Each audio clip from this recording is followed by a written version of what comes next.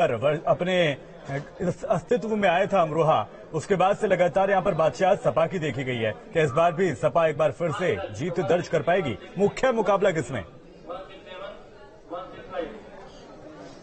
देखिए, जो आप कह रहे हैं शफान, उस बात से मैं सहमत हूं। जिला बनने के बाद सपा की बादशाहत रही है, लेकिन पिछले 2017 में ऐसा नहीं हो पाया था। याद करना होगा हमें 2014 जब प्रचंड लहर थी नरेंद्र मोदी की, और वो लहर का दौर चल रहा था जब 2017 में सरकार आई। अभी भी बीजेपी को सहारा मोदी के चेहरे का ही है। योगी का नाम लेकर चुनाव लड़ा जा रहा है, लेकिन बड़ा फेस क्या है? बड़ा फेस नरेंद्र मोदी है। लेकिन गठबंधन जो एक कॉम्बिनेशन बन गया है ना, जब कॉम्बिनेशन बनता है और उसमें अगर वोट, कॉम्बिनेशन पिछली बार भी इन्होंने बनाया था राहुल गांधी के साथ, लेकिन वो फेल हो गया क्योंकि उस समय लहर बीजेपी की थी। मोदी की लहर कह सकते हैं, बीजेपी की नहीं, मोदी लहर थी। और मोदी की लहर ऐसी थी जैसे कि आप ये मान लीजिए, जब बड़े बड़े तूफान आते हैं तो बड़े बड़े दरख्तों को उखाड़ कर ले जाते हैं। बहुत बड़े बड़े नाम चुनाव हार गए थे। लोकदल की सिर्फ एक सीट आ पाई थी छपरौली से।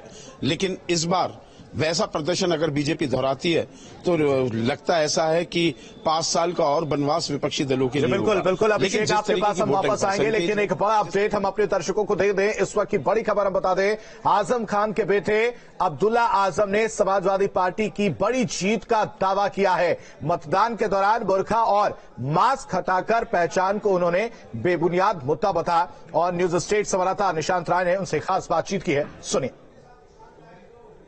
इस समय हमारे साथ है अब्दुल्ला जी, वोट करने आए हैं, क्या उम्मीद कर रहे हैं? अच्छी उम्मीद है, आपको भी मुझे भी। लोकतंत्र मजबूत होगा, देश बचेगा और किसानों को इंसाफ मिलेगा, नौजवानों को इंसाफ मिलेगा। आजम खान साहब इस समय आपके साथ नहीं है, कितनी कमी महसूस हो रही है? देखिए, जाहिर सी बात है, आजम साहब की कमी तो कोई पूरी नहीं कर सकता, लेकिन यहाँ लोग आजम साहब बनकर ही चुनाव लड़ रहे हैं और अच्छा नतीजा रहेगा और बहुत जल्द उम्मीद है आजम साहब भी हमारे बीच होंगे। आपके विपक्षी कह रहे हैं कि आप भावनात्मक अपील ज्यादा कर रहे हैं, मुद्दों पर कम बात कर रहे हैं। बात की जाए चाहे नवाब साहब की फैमिली या अन्य नेताओं की।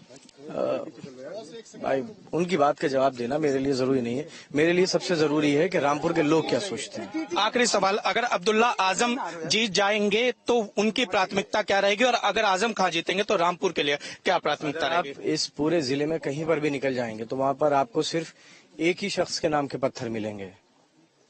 वही शख्स जिसने आज रामपुर को एक मिसाली शहर और एक डेवलप्ड शहर की श्रेणी में लाके खड़ा किया है।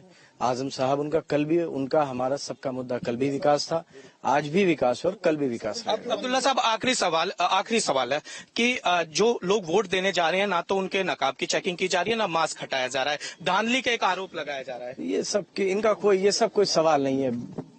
किसी बीजेपी वाला नहीं कहा होगा।